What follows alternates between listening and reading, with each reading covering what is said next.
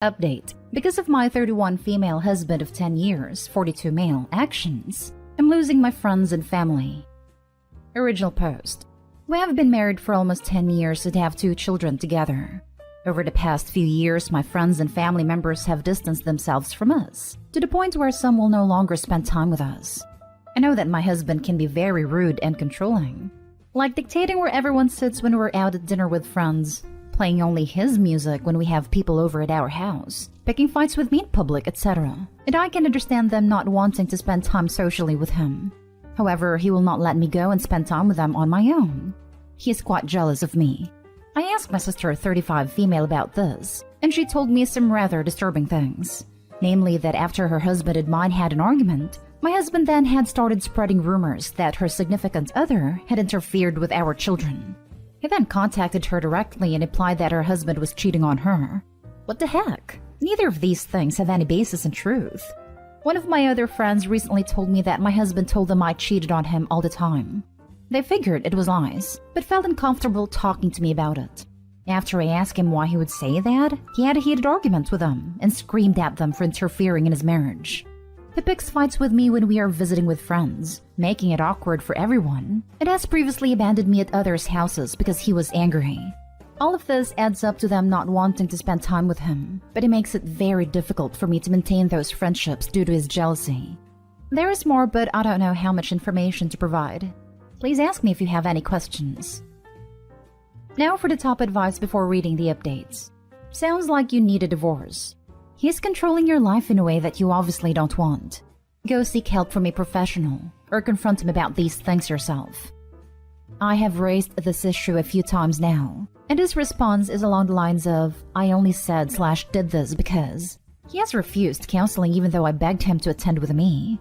It feels like he simply doesn't care that I'm losing my friends, and when I show that it's upsetting me, he criticizes them and tries to convince me that I'm better off without them. It's not that he doesn't care. It's that he relishes in driving away your friends and family. He is isolating you. Isolation is a common tactic of maltreating partners. It is easier for him to control you when you have no friends or family to support you. He is emotionally mistreating you. No one likes him, including you. You want your kids to learn that mistreatment is the normal way to conduct a marriage? No, you don't.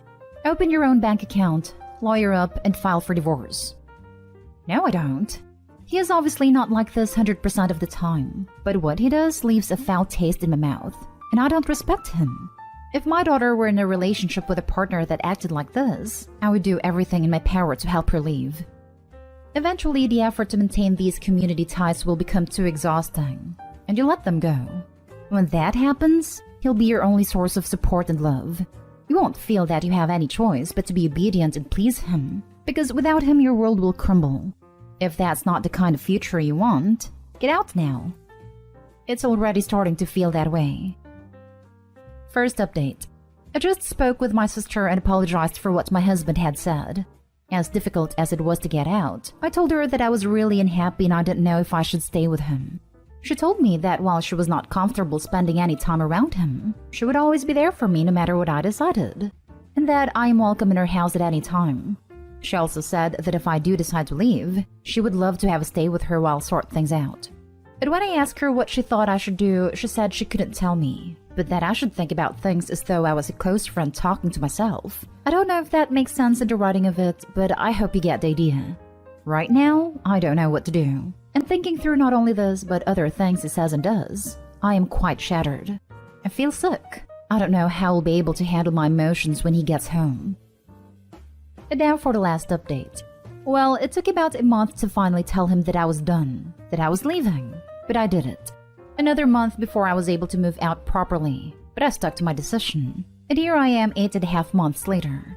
I struggle a lot with the things he has/is putting me through, but my friends and family have been fantastic support. One thing that stuck out in all of this was his reaction when I first told him that I wanted to leave. He broke down, told me how sorry he was, that he would change, he loved me, etc. And I had some hope that things would improve. Then the next morning he started the most god-awful fight, screaming at me for even thinking of leaving him. How could I do that to him? That he would never trust me with his heart again and all kinds of other BS. He started throwing things, ripped the curtains down, drank about half a bottle of vodka, and I just left. All I could think was how his reaction was all about him. This kind of crap continued for the next couple of weeks. I slept in the spare room but would wake up to him snuggling against me. He kept buying me perfume and flowers but then would smash something or scream at me in front of the kids. He didn't lay a hand on me, but I think there were times that he was close to it. Oh, and then he overdosed on some anti-anxiety medication his doctor had prescribed, so I called an ambulance and let them take him into the hospital, which meant that I didn't care at all apparently. His new girlfriend moved in within weeks of me moving out. That was a surprise. I honestly don't know if he cheated on me, but he had her lined up pretty quickly. It hasn't stopped him from sending me about 1 million messages demanding that we work on our marriage though. At the same time, he spreads lies about how I left him for another man, or he dumped me because I cheated on him. So many lies that I don't know how he keeps track of them all. I just don't reply to him or his friends anymore. It will be another few months before I can file for divorce. We have to be separated for 12 months first, but I'm happier. My days are peaceful, aside from the nasty messages I get, and my friends are wonderful. I've been doing counseling, which has helped some, but to be honest, I think just being away from him has been the best thing for me. I don't know how the property settlements will end up. He keeps making threats to bankrupt us, which I doubt he would do, but still. The court system here is pretty fair apparently, so I just give it to my solicitor. It's too much stress for me to try and deal with. My children are adjusting slowly. They're with me almost all the time. When we were going through the breakup month, my ex was pretty horrible in front of them, so it will take some time for them to heal. But we will be okay. Congratulations! It's hard, but you'll pull through it. Good job. I wish you the best for you and your children. Thank you. It has been hard, but I know I've done the right thing. If you need someone to talk to, I'm here. It's been 2 years since I got out of my awful relationship, so I understand how rough it is transitioning from the mistreatment to a normal life, and still have problems with it today. I always have an ear ready to listen if you need one. Thank you so much. I will keep that in mind. My friends have been borne the brunt of my talking/crying, but they've been amazing. I'm glad that you were able to leave your situation back then. Wow, what an eventful update, and thank God you made the right decision. I love how he instantly moves in a new woman while shouting and storming at you to come back to him. I think he needs to learn to bait his hook better. Yes, that was mind-boggling to say the least. In a selfish way, I'm glad his attention isn't fully on me though. Next story. I left my husband, 35 male, a couple of weeks ago to get some space, and it confirmed for me that I, 27 female, don't want to reconcile. I don't know how to respond to his pleas for me to come back. We've been together 8 years, married for 4. It's been a roller coaster since we got married. Here's the short of it. He disclosed credit card debt when we got married. I helped pay it off. We talked about money and other big values, and we seemed to be on the same page or willing to compromise. So I went into the marriage happy. We bought a house soon after and I got pregnant. In the next 3 years, he brought another gun into the house. After agreeing to only having one for home defenses, I did not want any. He didn't help at all when our son was born. In fact, he made things more difficult by not cleaning up after himself. Then I found that he had credit cards I didn't know about and had gotten $25,000 in debt. Then he got a concealed carry permit, after agreeing not to get one before we got married. Then I found him on a dating site which he had paid a $30 premium membership for. Then I found out that he hadn't actually been paying down his debt like I thought. It was down to $15,000, but then it went back up to $22,000. He started getting mean in last year, making comments and calling me names when we argued. He bought a new dream car which increased his monthly payment and caused him to have to work more overtime. Then he threatened to lay his hands on me a couple months ago. That's when I started planning to leave. It's been a few weeks and I'm so much happier. My son is adjusting well, and had been spending a couple days a week with his dad, with me dropping by to put him to bed to make the transition a little easier. He's been this black cloud over my life, causing huge amounts of stress and constant anxiety. I feel so much calmer and happier without him. My husband wants to try counseling. We've done a few sessions with 2 different therapists in the past, and every time he came out of it angry and refused to go back until we found a different counselor. He always feels like they are against him. It's been months and he just recently found one. I'm willing to go, but to improve our communication and co-parenting.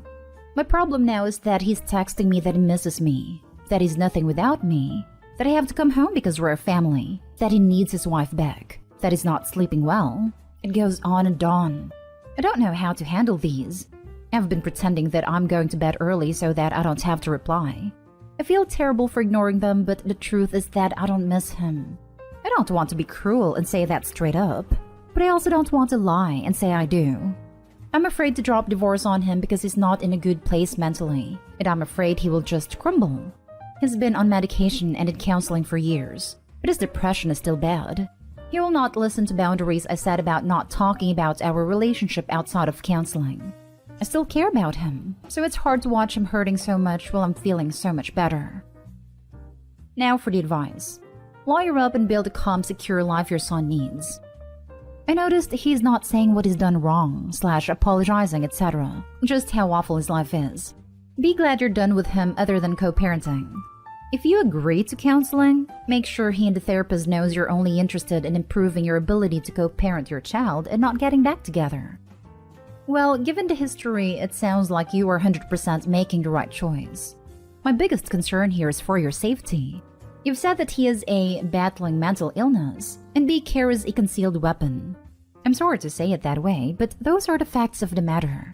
This could be a dangerous situation, so you need to make sure you and your child are protected. Do you have family who can help you? Maybe you can stay with them when you break the news to him about divorce. If you know people who live far away, that might be even better. Whatever your next step is, just be very careful and very aware of keeping yourself safe. You may not think he's capable of anything, but better safe than sorry.